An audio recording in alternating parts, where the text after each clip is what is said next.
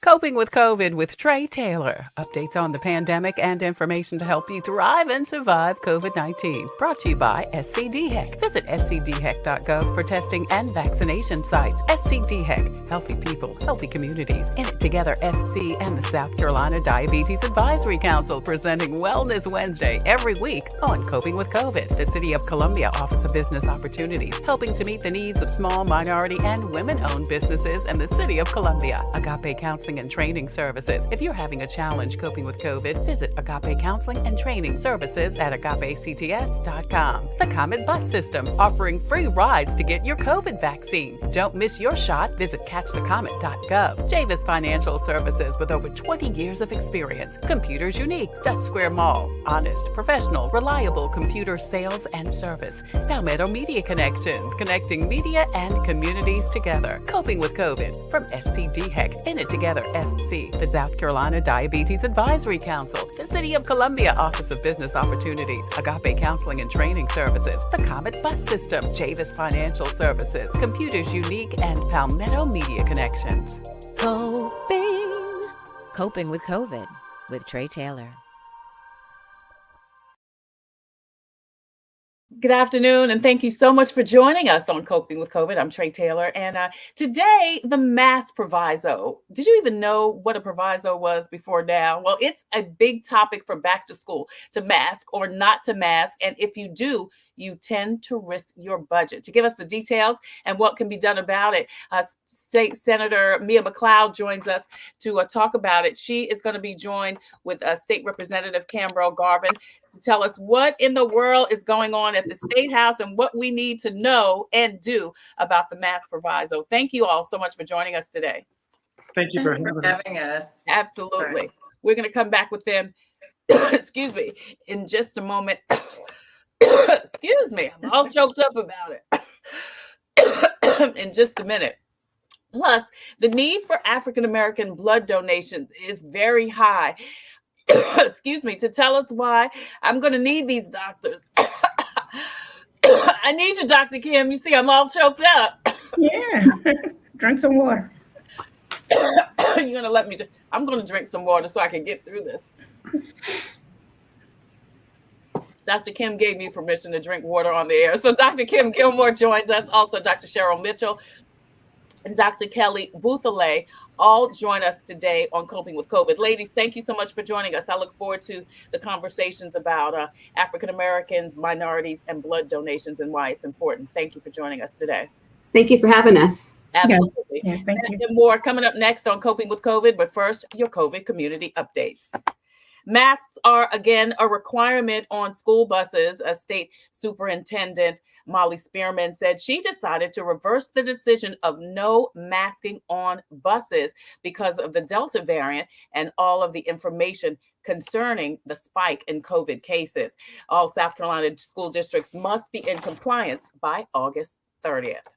Richland School District 1 is getting over 30,000 masks. Locally owned Rhino Medical Group, who, by the way, will be talking with those gentlemen tomorrow on the show, they're providing each student with a box of 50 masks, which comes right on time in light of the mask proviso that we just spoke about that prohibits schools from using funds for PPE. Richland 1 has also received donations from the faith community and also for parents. And plus, in South Carolina, you are now going to have to make an appointment and also wear a mask at the South Carolina Department of Motor Vehicles. SCDMV says beginning on Monday, no mask, no appointment, no driver's license examination. And that's at all state agencies for the South Carolina Department of Motor Vehicles. SCDHEC has your most up-to-date list of times, dates, and locations for COVID testing and also for the vaccine here in South Carolina. Visit scdhec.gov for more information. Also, the DHEC Care Line is available and open for you to get testing, vaccines, organizing a COVID screening at your event or in your community, and transportation to get a test. Richland and Clarendon County paramedics are offering in-person COVID screening and vaccinations. Call 911 for more information. Also, vets, if you are a veteran, the VA is handling all veteran vaccinations. You can see the information on the screen. Contact the VA to get your COVID vaccine. Also, several retail outlets in South Carolina are offering the COVID vaccination. Kroger pharmacies are offering it. You can see that information on the screen. Also, CVS is offering the COVID vaccination, and that includes the CVS stores that are located in Targets. Now, if you are also a elderly person or having some challenges with getting your COVID vaccination, Get Set Up can get you set up. You can make an appointment, call the number on the screen, and they will help you make your COVID vaccination appointment. Don't miss your shot. You can get a free ride to get your vaccination on the Comet bus system. All you have to do is follow the information on the screen, go to the Comet website, and you will be able to get a free ride to get your vaccination.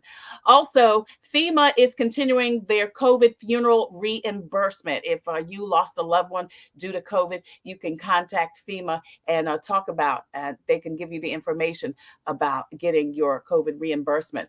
Also, there are several resources available for folks who need help coping with COVID as far as financial problems are concerned.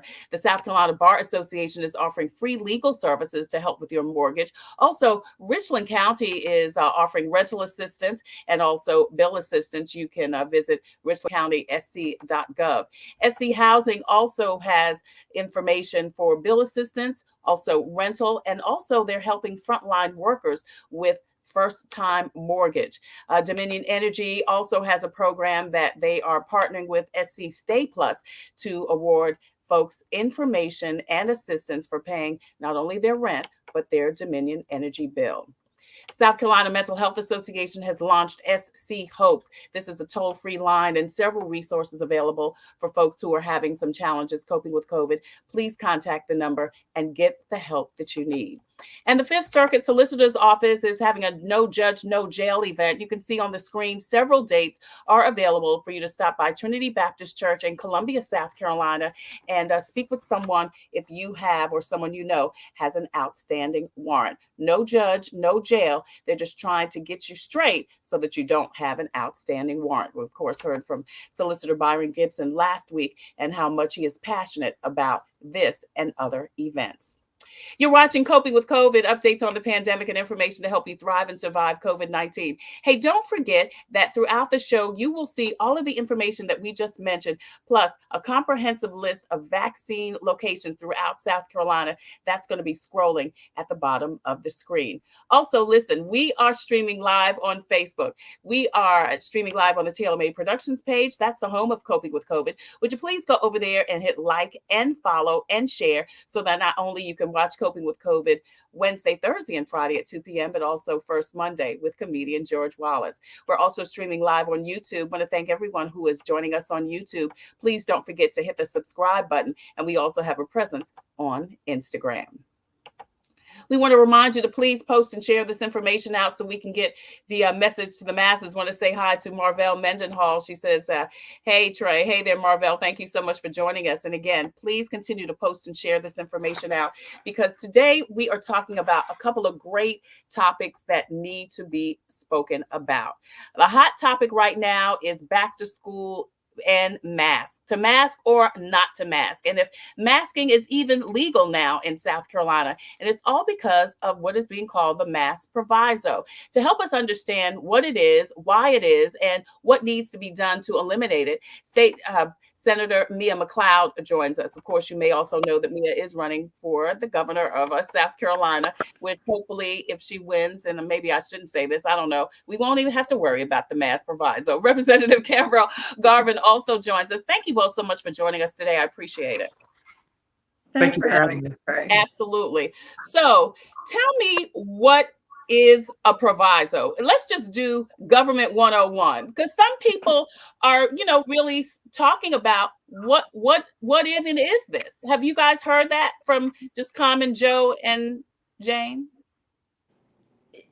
I think, well, the questions that I've gotten, and Kambrell may have gotten different questions, but the question I've gotten is, not necessarily what is a proviso, but how did it get in the budget and why does it do what it's doing? Oh, absolutely, girl. That was question number 2.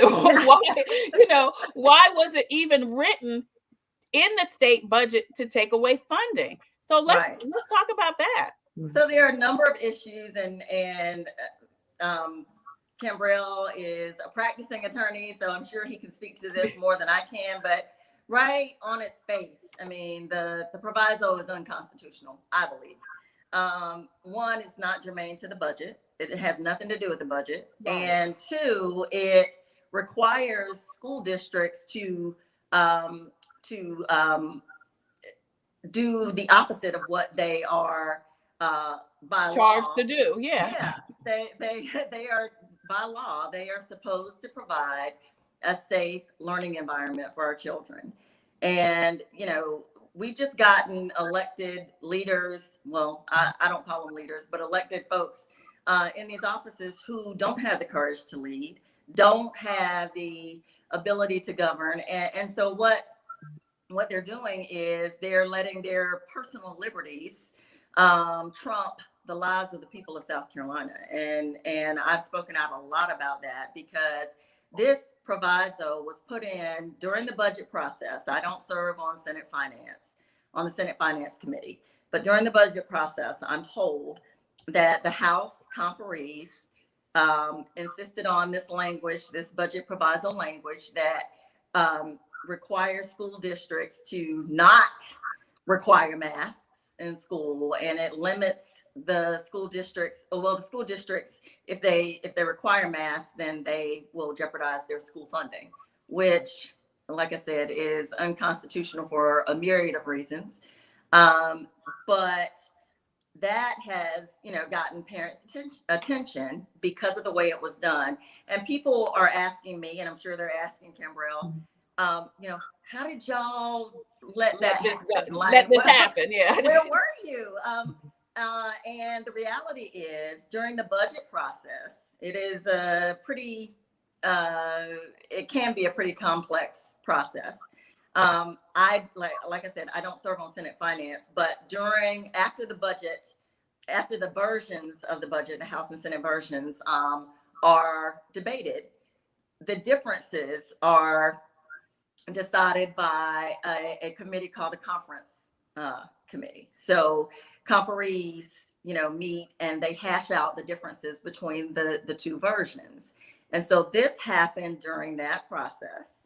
And I believe there were only 6 conferees who actually made that decision.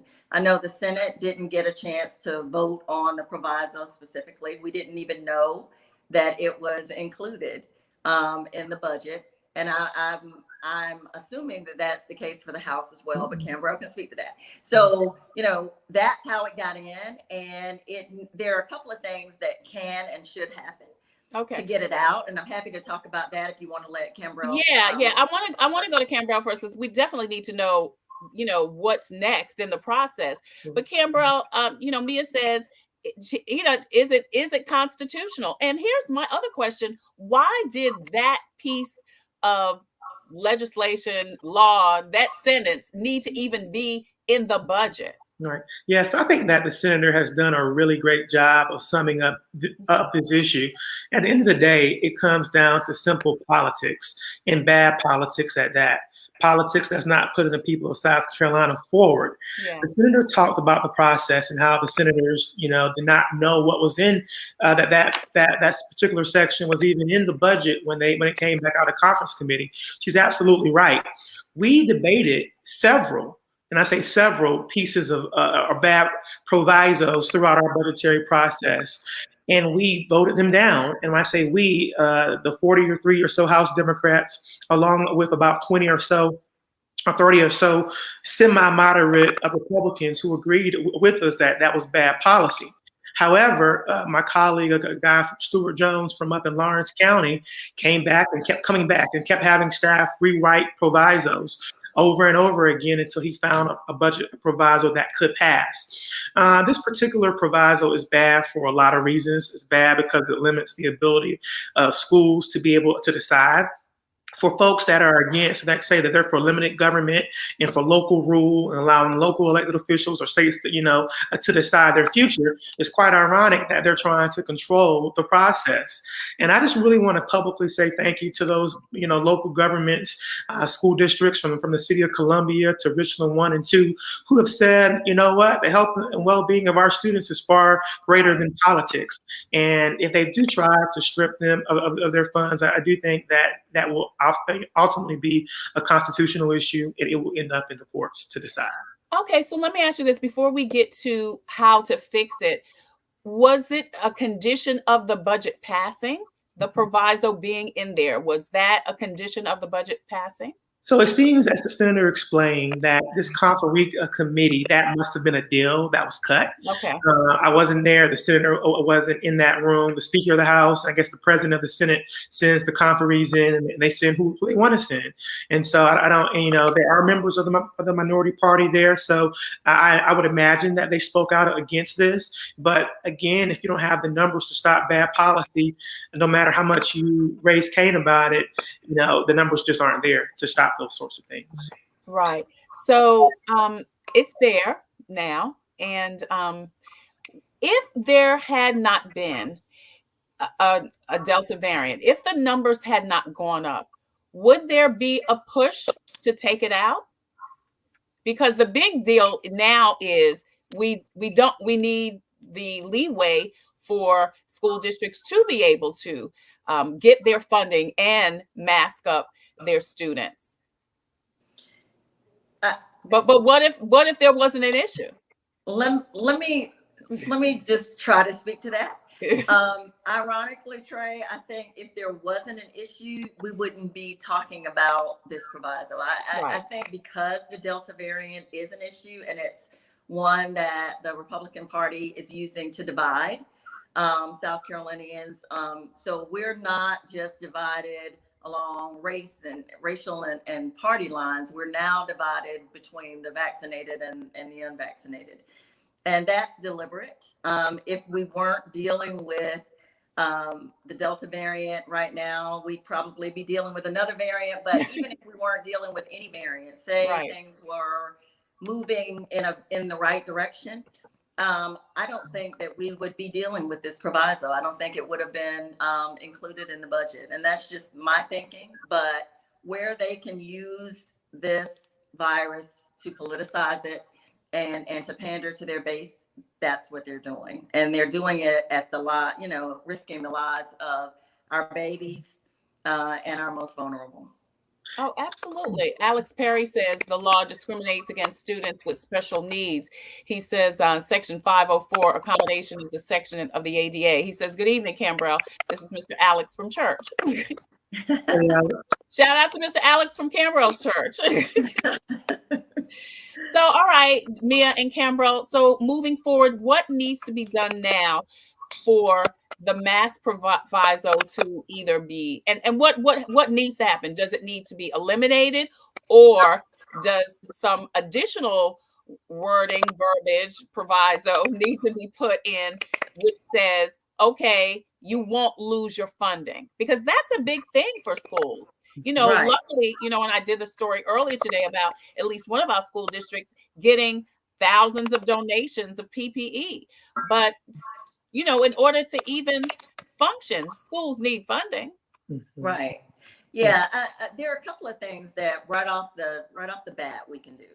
And one is the governor can reissue a state of emergency, an emergency declaration. And that would, in effect, trump this budget proviso and put critical resources back in play for these school districts. I mean, we're not just talking about a proviso that ties school funding to mask mandates. We're also talking about the fact that because this governor has not reissued or declared a state of emergency to deal with the Delta variant, schools that had, Richland 1 and Richland 2 and schools across South Carolina had virtual options and resources for our kids because it wasn't safe for them to be in school. So not having an emergency declaration gets rid of so much of that and pulls the rug out from under parents who do want to go back to work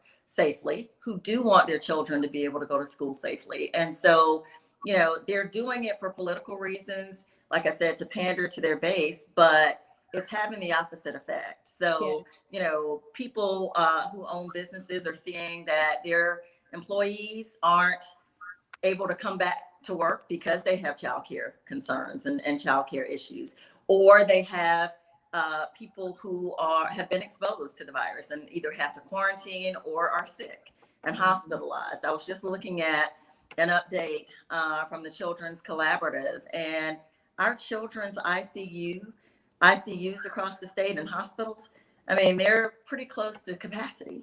Right. And those are the things that the governor isn't talking about. So the second thing that we could do as a legislature is our House Speaker and Senate President can call us back. I mean, there has never been, in my opinion, an issue that would warrant that more than this. Our kids are dying. We're seeing teachers and school staff members dying because of this variant. And the state of South Carolina is tying not just the school district's hands, but we're tying our own hands and, forsaking our own people by not doing anything right now to protect them from this deadly variant. And these are things that we can actually do and should be doing.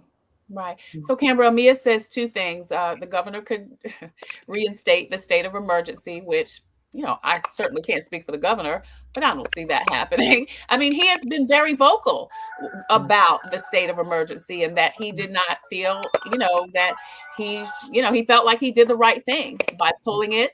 And, and different people have lost different things, between unemployment, food stamp benefits, things of that sort. So the second thing is calling you guys back in. Now, if that happens, then what's the process? You re-vote?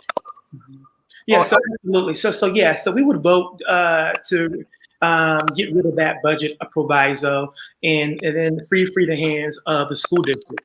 But I think that to a greater point, and the senator somewhat touched on this, and you did as well, Trey, what we've seen throughout the United States and conservative states, from Ron DeSantis to Kristi Noem in Florida and one of the Dakotas, these governors are taking great pride and great liberty and pushing the narrative of personal liberty. And if folks want to die, then let them die. But the thing about that thought process is that we have 12-year-olds, kids that are under 12 years old that cannot get vaccinated. And so I think it's reckless. I think the politics of it, to be quite honest, is illogical because this is becoming a virus of the unvaccinated. Right. If you look at who's filling the emergency rooms, and quite frankly, by and large, yes, there are some breakthrough cases with folks who have been vaccinated, but those who are unvaccinated are the ones that are being impacted the most. I think that leaders have to lead. And I think the General Assembly should come back. And if the governor fails to act, because the General Assembly, likes to brag that they have more, a tremendous amount of power in the state. And so it's time to leave. Yeah. How long could that process take? You guys come back and will you have to, and this is government 101, will you have to recreate the budget and then vote on that? What's the time process? So this is, and me may take this question, I'll be able to answer it as well, but I don't think that it will be a long process. I don't think that we would have to redo the entire budget, Senator, but I do believe that it's necessary and that we should relook at how best to go about doing it. And if we don't do something, then there's currently a litigation that's pending, and I hope that the courts step up and say something as well. Right. I agree wholeheartedly. And I think, I'm super proud of Richland 2 and Dr. Davis and the Richland 2 School Board for stepping up and saying, hey, we are not going to take no for an answer. We're going to do everything in our power to protect our students. That's what every school district should be doing. And I hope that others will follow suit because, we're seeing not just in Richland County, the impact of COVID-19. We're seeing it in Pickens County and Kershaw County and Across the other state. counties. Dorchester just lost at least four people over the weekend to COVID-19. It's something that, when I get calls, and I'm sure it's the case for Kambrell, when we get calls from people, they don't care whether we're Democrats or Republicans. They don't care whether we're Black or white. They don't care what we think about what our politics are about.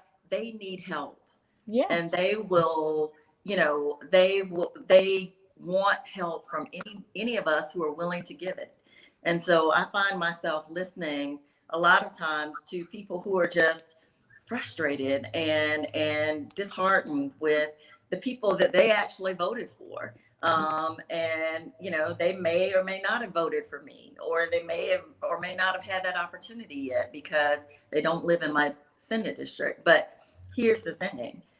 I think, the governor and his party are being super reckless. That's an understatement when it comes to, our children, especially those who are not old enough to be vaccinated yet. But people are taking notice more than they ever have before. And I think that is the blessing in all of it, because, people want leaders who will fight for them, not fight them or keep them from being safe, and put them in harm's way. So they're doing the opposite of what the people who elected them want them to do. And it's time for them, for the folks who keep putting these people back in office to see that.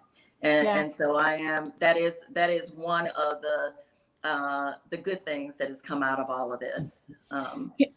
Kambrell, to Mia's point, is there something the public can do? Mm-hmm. Yeah, absolutely. So yes, call your state officials. Number one, encourage the local officials that are doing the right thing. I think that's reaffirming to them, number one. But call your state senator, call your state rep. They need to hear from you. You call me, and if, send them an email, because the more folks that they realize that are in their districts, and that are not happy with what's happening, I think the more they realize what kind of mess that they've stepped into. And not only when you call these folks, make sure you say, I'm your constituent and I can vote for you, because that's probably the fastest way to get an elected official to call you back or to at least hear you out on a concern. But yeah, just be involved and continue to advocate is the best way to move forward. Yeah, so this is a time when really people's voices really do matter, and people need to do more than just talk about it at the house. They need to pick up the phone, send an email, and talk to your representatives, the people that you voted for. If you are not happy about this, your voice matters. Kambrell and Mia can do what they have to do at the State House, but it's up to us to make some noise. Correct? That's it. All right. Representative Kambrell, Garvin States, Senator Mia McLeod, thank you both so much for joining us, for telling us. Brandon Upton said he can't think of two better people to talk about this subject. He said, great show. Thank you, Brandon. Thank you so much for your comment. Please continue to post and share this out so that everyone can know what you can do to make a difference. If you're upset about the mask proviso, if you are upset about the mask or not to mask issue at your child's school, then please do what you can. Mia, thank you so much for joining us. Kambrell, thank you guys so much for joining us today on Coping with COVID. We appreciate the work that you do in our community. Thanks for having us, Trey. Good to be here. Absolutely. Thank you guys so much too. We appreciate you. All right. Once again, don't forget what you need to do. You just heard from Kambrell. You just heard from Mia. Find out, first of all, who your state representatives are, who your senators are, and then make sure that you give them a call or send them an email. Up next, the South Carolina Black Nurses Association is partnering with several other organizations for a blood drive. Why it's important for African Americans and other minorities to donate blood. We'll talk about that coming up next on Coping with COVID. I'm Tre Tailor. The Comet gives me a reliable source of transportation. It's very convenient to me, and they have wonderful drivers. It's clean and it builds community. It's fun to meet people. It makes me feel like really independent. It's just fun. It's always going to be there and it gets me everywhere I need to go. We try to rise every single day.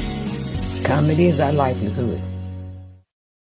Computers, they're a part of our everyday life. But when they're not working, they're an everyday problem. So call Computers Unique, your everyday solution. 803-351-5821. Is your computer running slow? Won't turn on? Do you need a screen replaced? Or maybe you just need another computer? Well, Computers Unique is your one-stop shop for all your computer needs. They have a wide variety of new and pre-owned PCs, Macs, and tablets. So call Computers Unique, Dutch Square Mall. 803-351-5821. 803-351-5821. Coping with COVID with Tre Tailor. Updates on the pandemic and information to help you thrive and survive COVID-19. Brought to you by. Let Palmetto Painting Services take the worry out of your next home painting project. We can paint anything. Our business is about interior painting and exterior painting. We offer services for residential and commercial properties. Restore the life to your home with a fresh coat of paint from Palmetto Painting Services. References are available upon request. Give us a call at 803-546-4570 today. How will you remember the year 2020? COVID. Losing my job. Working 12-hour shifts in a mask. Losing my grandma to COVID. COVID has claimed thousands in South Carolina and strained our health system, schools, businesses, and families. If you're struggling and need to talk, call SC Hopes. That free call can help put you in touch with people who can help. This goes for healthcare workers, teachers, restaurant employees, parents, anyone and everyone. SC Hopes, mental health and addiction support for challenging times. Thank you so much for joining us for Coping with COVID, updates on the pandemic and information to help you thrive and survive COVID-19. Hey, don't forget, we are streaming live on the TaylorMade Productions Facebook page. Please go over there, hit like and share and follow. Also, we're streaming live on YouTube. Thank you so much for joining us. Please hit the subscribe button and also join us on Instagram. Post and share this information out so we can get the message to the masses because we're talking about some important, as always, topics today. There is a need for blood, and the need is greater, it seems, in minority communities. And if you're thinking, isn't all blood created equally? Well, the answer is not really. And to tell us more about the need for blood donation and why it's important, we're talking to Dr. Kim Gilmore. She's an advanced practice registered nurse, owner of Omega Psychiatric Solution, and chairperson of the mental health chapter of the South Carolina Nurses Association, and VP of Delta Eta chapter of Chi Eta Phi Nursing Sorority. We're also joined by Dr. Kelly Bouthillet, a triple board advanced. Did I get it right or no? Yes, you did. All right, great. She's a triple board advanced practice nurse and the current president of the South Carolina Nurses Association. She's also a medical advisor for Hilton Head Island. Last but certainly not least, Dr. Cheryl Mitchell is the assistant dean of graduate studies at the University of South Carolina College of Nursing. She's a member of the Midlands South Carolina Black Nurses Association, South Carolina Nurses Association, and Chi Eta Phi Nurses Sorority. And she also serves on the American Red Cross Diversity and Inclusion Committee. Ladies, thank you so much for joining us today. I appreciate you. Thanks for having us. Thank you. Absolutely. So listen, I said this in the beginning. Is all blood created equally? Can everybody, other than blood type, I mean, we know what as far as blood type, but can everyone use everyone else's blood?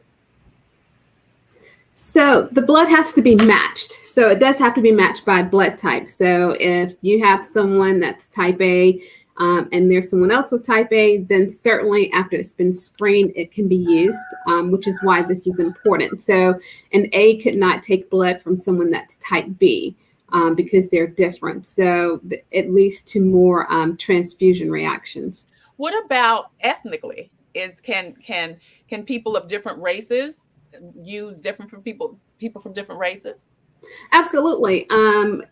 As a matter of fact, most donors tend to not be minority, which is why there's this increased effort to have minority donors so that the blood can match better. We know that when they're ethnically the same, there's a better match and there's less likely for there to be a transfusion reaction for that patient. Right. Yeah. So the answer is yes and no. It is created equally, and it's not created equally also. At the same time, yes. Yes.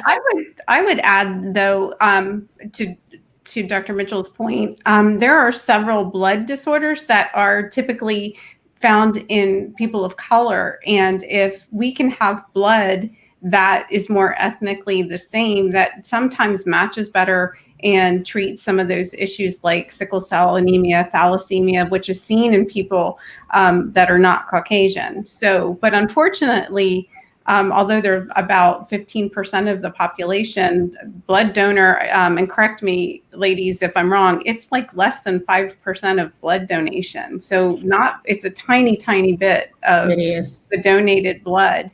So having more people that are representing Asian, Hispanic, African American donation would be really helpful to booster that up.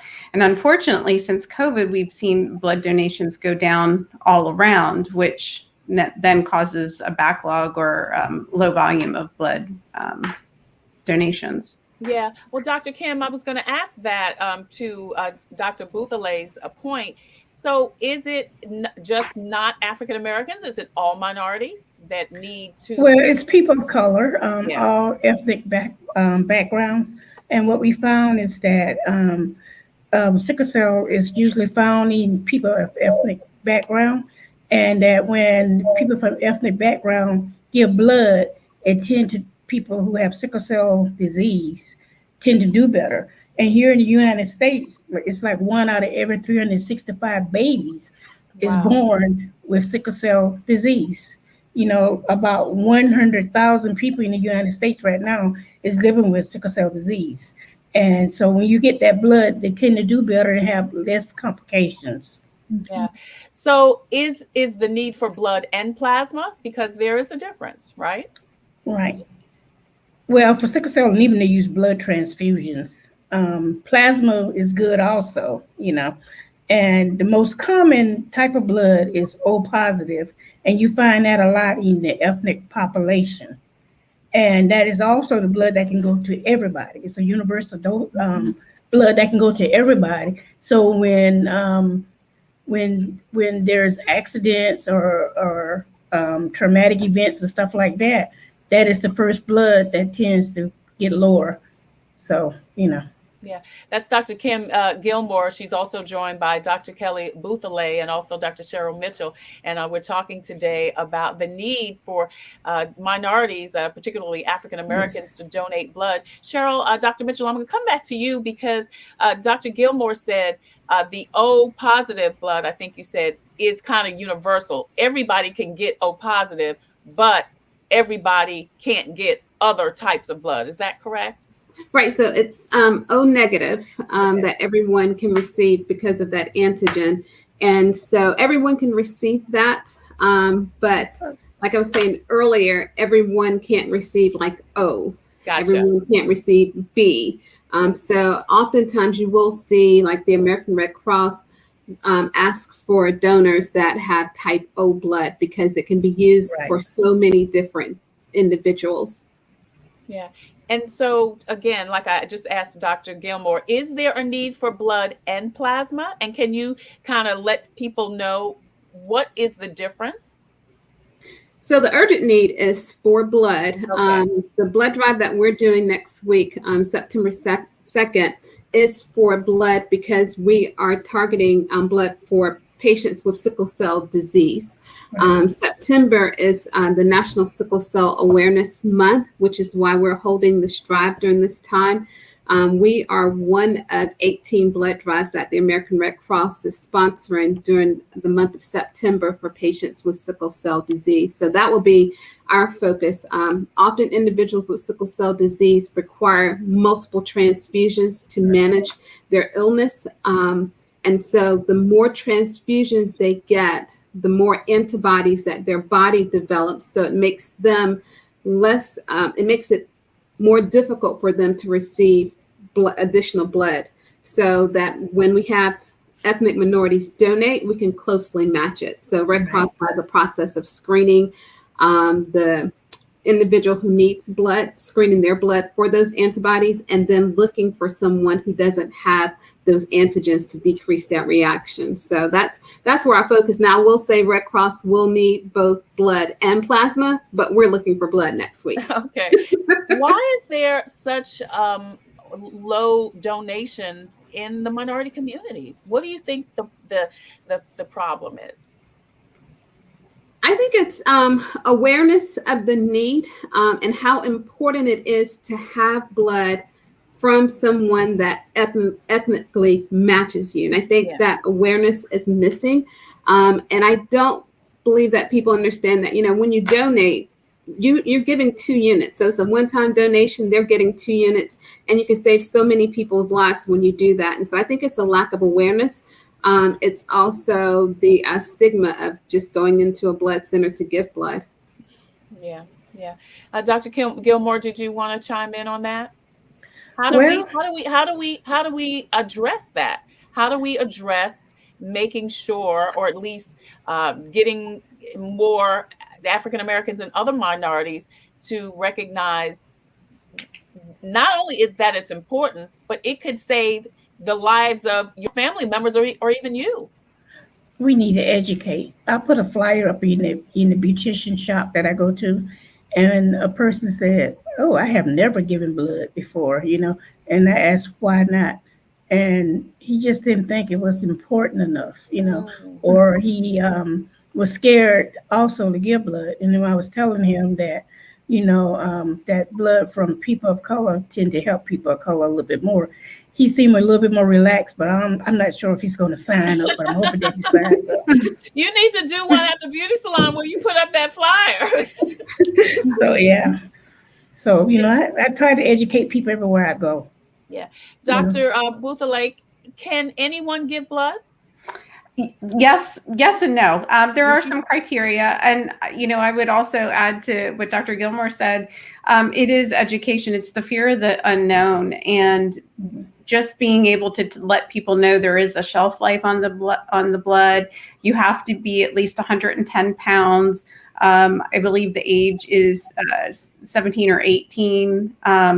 Now that COVID is a factor, if you have been vaccinated, you do have to wait 2 weeks after your vaccination before you can donate blood. So that's the only limitation on that. But otherwise, as long as you're healthy, they screen the blood. We have processes in place that, they're not going to process blood that someone is ill, but you can donate, and they encourage you to. So they even give you a little snack after you donate. So you get a little orange juice, a graham cracker or something. So everyone should donate that can possibly donate. And the problem is, like I said, there is a shelf life. So people don't understand it doesn't just sit on the shelf for a really long time in a refrigerator. A lot of blood gets thrown away because it expires. Wow. Or it gets used so fast that we're not replenishing the stock as fast as we're using it. And that's really unfortunate. Yeah, absolutely. So what about folks with pre-existing conditions, high blood pressure, diabetes, heart disease? Can they safely donate? That's a huge portion of the minority population. Yes, they can. It is. As long as the blood pressure is not too high or the blood pressure is not too low, you can. In some cases, people can donate blood, and they should. Yeah. Go ahead, Cheryl. Talk into that and say that yes, if you have high blood pressure or diabetes, you can donate. The screening that the American Red Cross does is a very thorough screening. So they look at not only what type of illness you have, but also medications. And so that can be a factor. They also check to make sure that your hemoglobin level is at a certain level so that you're safe when you're donating. So if your hemoglobin level is already low, they're not going to allow you to donate. So they have a very thorough screening process to make sure that you're safe as you're donating. And then once you've donated once, we encourage you to come back and donate again because it's such a priceless gift. How often can you donate? Every 56 days for whole blood. Okay, so about 2 months, every 2 months or so, Yes. you can go back and safely donate. You mentioned the hemoglobin. I remember for years I was told I couldn't donate because my iron was lower. I was anemic. Right. Right. So is that still the case? It's still the Yes. case. Yeah. If your iron is low, you cannot donate. Yeah. And they check for that when they're processing you in to see if you can give. Okay. So if you don't know, you can go in and they'll, run some tests to make sure that you're all right to even give. Yes, and it's very simple. It's not this, it's not the same test you'd get at your healthcare provider where you go through this mega panel. It's just a very quick, simple test. Check your hemoglobin to make sure that you're safe and can give your blood. Now, this is a collaborative effort between the South Carolina Nurses Association, the Black Nurses Association, the Nurses Sorority, and other organizations. Why was it important for you ladies to come together to do this? Because we need blood. I love it. That's because we need to do it. Very good answer, Kim. That's a great answer. Well, I'm going to answer first from our perspective. All of our organizations, and the three of us work all the time together on different initiatives, and we all cross-belong to these organizations. We all work as advanced practice nurses working for the health of the people of South Carolina. That is what we do every single day. This is another initiative in that step of taking care of patients. And many people of color just don't have the advantages of other people. So this is one of those things where we're bringing it to them to try to help, close that gap on inequities. And it's just a really important initiative. And I know personally, I worked in the ER for years, and I don't know how many people I've taken care of with sickle cell. And some of them are no longer here. They've died because of just getting so sick with sickle cell anemia. So this is really an important initiative. And we've been partnering with the Black Nurses Association all year. And when this came to be, we were like, of course, this is such an imperative. So, so that's from the South Carolina Nurses Association. Of course, it's like, of course, we're going to do this. This is so important. Yeah, yeah. And that's Cheryl, did you want to chime in, Cheryl? Dr. Mitchell? I was just going to say, from our perspective, and like Dr. Bouthillet said, the three of us have worked together for several initiatives. I'm a member of the other two organizations as well. So for us, this was natural to get the organizations together to collaborate. Our goal is really to reach out to the community and provide services. We advocate for our nurses, but we advocate for patients in the community as well. And we recognize the health disparities that exist within our communities. And this is one of those needs that we felt that we needed to be able to continue. We did this earlier this year, back in April. We had a successful drive, and we decided we were going to do it again. And so as long as that need is there, we'll continue to move forward with it. Yeah, that's Dr. Cheryl Mitchell. She's Assistant Dean for Graduate Studies and Associate Professor, the Midlands of South Carolina Black Nurses Association. And we've been talking today about the collaborative blood drive that these ladies and their organizations are doing. So tell me a little bit about the event that's coming up by Dr. Gilmore. Since y'all need blood, tell us about this blood drive. Well, the blood drive is going to be on Thursday, September the 2nd from 2 to 7. So those people who work in the morning time, you can come after work. And for those people who go to work at 3 o'clock, you can come before work. And it is a good drive. And like Kelly said, they will give you a little snack after you give blood. So food is always good. Food is always good. And this is really going to help the people in the community, especially the patients with sickle cell anemia. It really will help them. And again, it is on Thursday, and it is, you said it's from 2 to 7. It's at the American Red Cross. Do people need to make an appointment, or can they just walk in?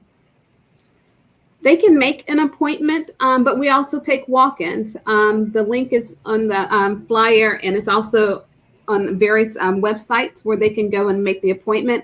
If you use the code, sponsor code that says diverse in all capital letters, that makes you eligible for Amazon gift card that they send to you after the donation. So it's a combination of appointments. If you have something that you need to do at a certain time, then we recommend making the appointment. If not, we will be there until 7, and you can walk in and we will gladly take the blood.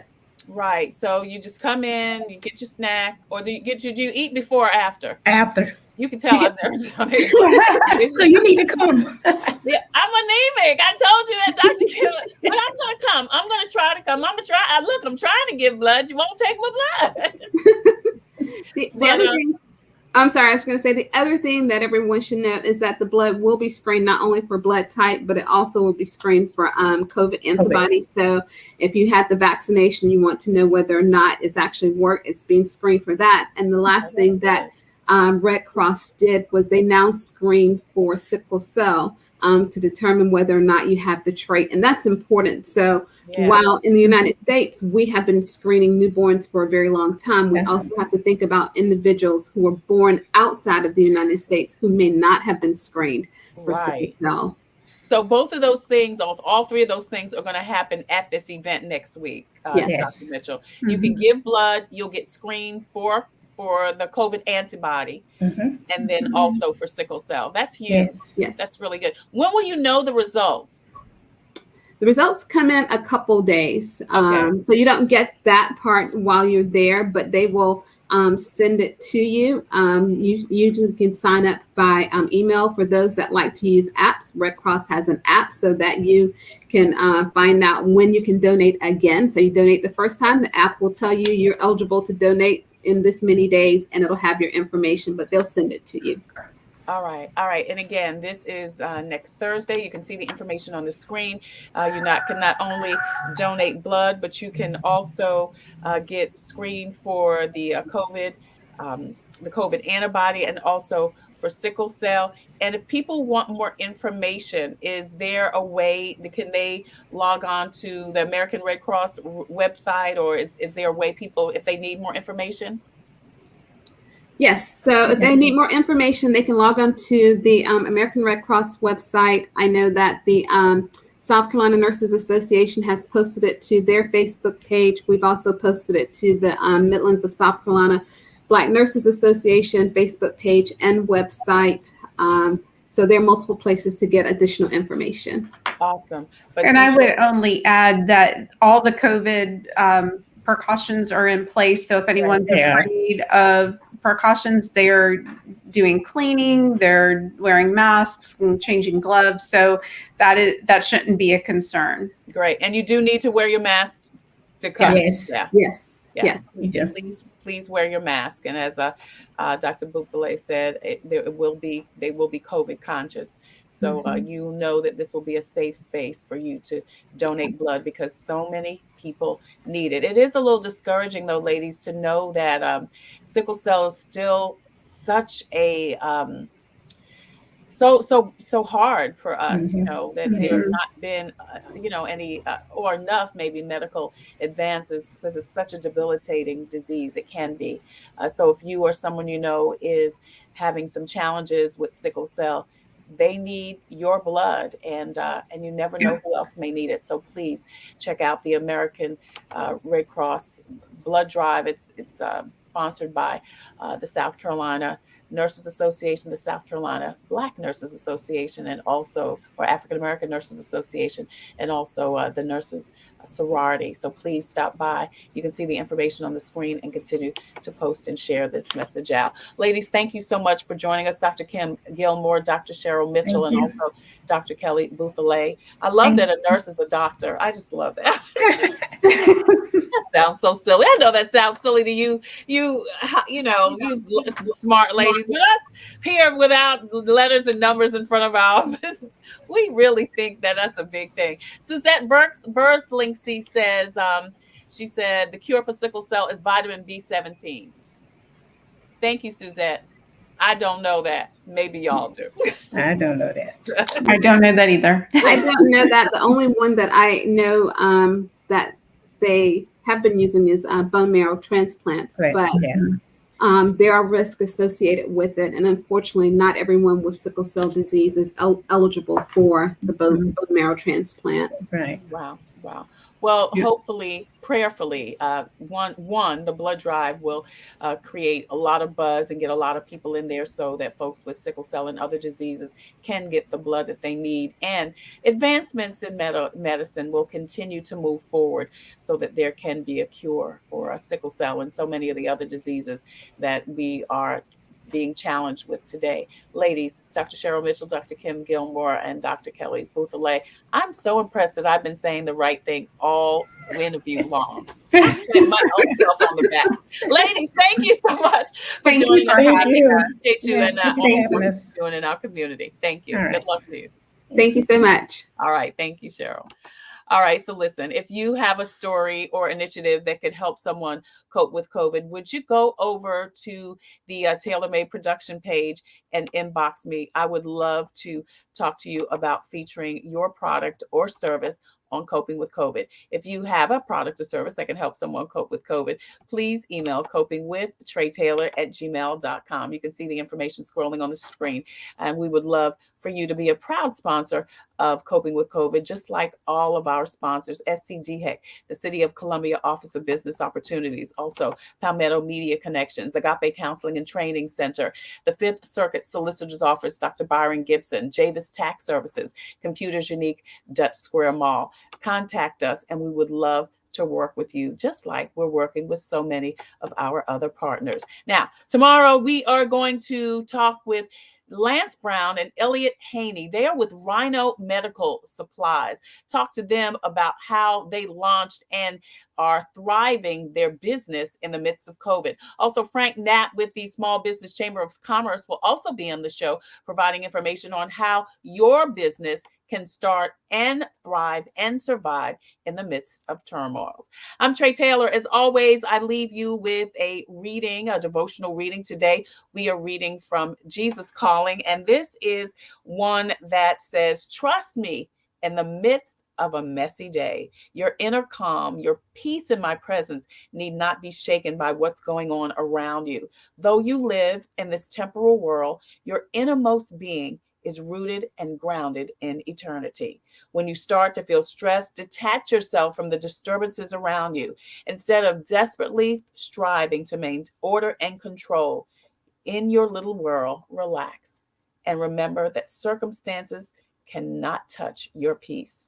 Seek my face, Jesus says, and he said, I will share my mind with you, opening your eyes to see things from my perspective. Do not let your heart be troubled. And do not be afraid. The peace I give is sufficient for you.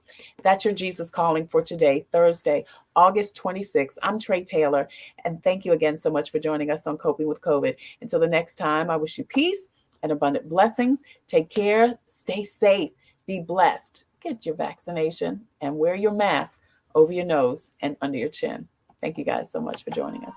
Coping with COVID, updates on the pandemic and information to help you thrive and survive COVID-19. It's brought to you by the South Carolina Department of Health and Environmental Control. Visit scdheck.gov for an updated list of testing sites and important information on how to protect yourself, your family, and friends from the coronavirus. SCDHEC, healthy people, healthy communities. In it together and the South Carolina Diabetes Advisory Council, presenting Wellness Wednesday every Wednesday on Coping with COVID. The City of Columbia Office of Business Opportunities, helping to meet the needs of small, minority, and women-owned businesses in the City of Columbia. Log on to columbiasc.net/OBO. Agape Counseling and Training Services. Call 803-779-2777 for licensed professionals of counselors and social workers helping families, engaged and married couples, and individuals of all ages gain an understanding of all aspects of their lives. If you're having a challenge coping with COVID, contact